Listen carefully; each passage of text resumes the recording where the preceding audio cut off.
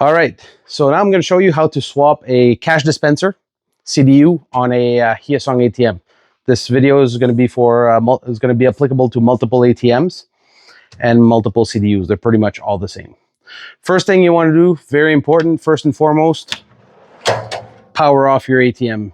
You don't want to unplug or plug another dispenser while there is power going to the ATM. It could screw up the electronics board. Second thing, now we need access to the dispenser. If you pull on this and the drawer is not coming out, it's because it's locked in for shipping purposes. So we're just gonna undo this wing nut right here, just like this. And this will allow us to pull this forward where we're gonna have access. So now what you want is your Phillips screwdriver. There's only 4 screws holding this dispenser down. There's one right here in the back. And then there's one underneath here. I don't know why they put it there, but it's right here. And then there's 2 on the other side, right there. So we're gonna start by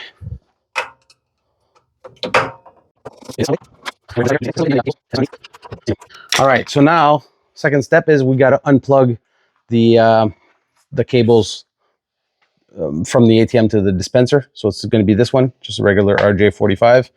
And you don't want to pull on the cables. You want to push on the tab and then pull on the connector itself. You don't want to pull on the cables, you could damage them.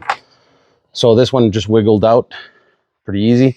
We're going to set it in the back so it doesn't hook onto anything. Now handle it from here and in the back just like this. You don't want to tilt it forward like that because the cassette could come out and drop on the floor, and that's going to cause other issues. So just balance like this. We're going to put it aside, and then we're going to take our replacement dispenser. We're going to set it in the approximately the same spot. And what we're going to do now is we're going to put back our screws, but we're not going to fully tighten them until it's lined up the way we want. So like 2 turns, same here. And on the other side. So now they're not fully tightened, so it gives us good room for adjustments. So what I like to do is I just pull it in the middle, and then I'll fully tighten the screws. You know, it doesn't need to be super torqued, but it can't be loose either. You can't have the dispenser vibrating when it's dispensing cash. I don't have the exact torque specs, but hand tight is good enough.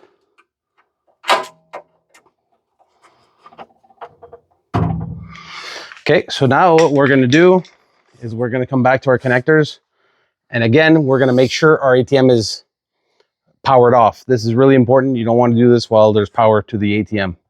It might blow up the board. So what we're going to do, put this back into the respective connector, and this one as well. Make sure everything's tight. And then we can, if your ATM has the updated software, updated firmware, you're going to need to bind the dispenser to the software, and I'll show you how to do that. If you have an older style ATM, older style firmware, you might be able to skip this part and just power on the machine. It's going to work.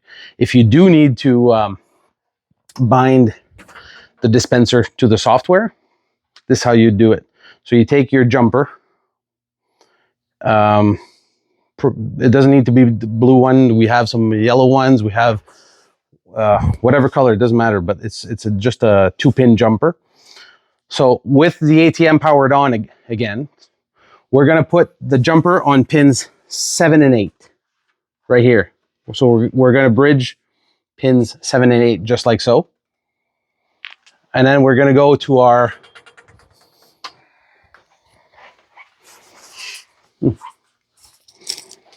ATM, and we're going to power on the ATM. So now now that the ATM's powering on right there, you're going to see the screen come out. We're going to wait about 10-15 seconds. After 10-15 seconds, what we're going to do, power off the machine. We're going to remove the jumper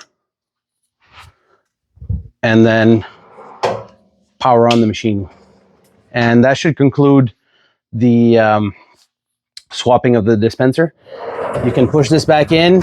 You can lock it back into place if you want to, but really this was only meant for shipping purposes when it comes from Korea or Vietnam all the way to North America. I personally don't tighten them once they're secured in their spot. I just put this on if I'm going to move the machine somewhere else or transport it in any kind of way. It just makes it easier if you ever have a bill jam or whatever. Now, if this swap is part of a warranty, or the ATM or the dispenser is being shipped back to us at Flash, put the defective dispenser and the cassette, if you're returning the cassette, back into the original box. But what we'd like to do is make sure you take some pictures of what you're sending back, and make sure you take pictures of how it is in the box.